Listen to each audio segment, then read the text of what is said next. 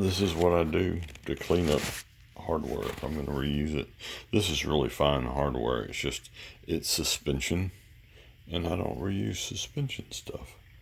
So anyway, here's the last one, and you can see I have just drenched it with, of course, Hoka lube, because it's the best all around everything lube I have. This is hard to do from the screen, but you just make sure you get it started.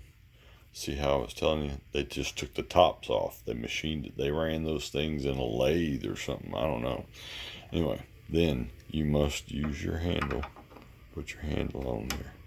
Now I'm not gonna snug this down, I'm not gonna do that this time because they're not too bad, but all we want to do, you hear that grinding? That's crap. It's crap on your hardware. It's going to give you bad torque reading.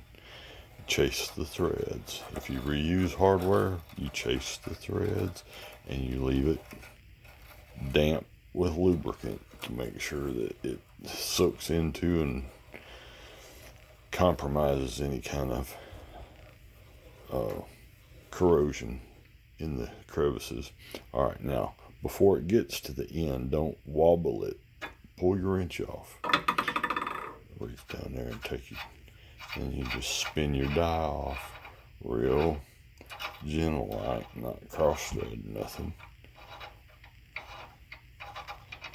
Et voila, there. And now you need to blow your die out, and check your threads. You should be pretty good to go.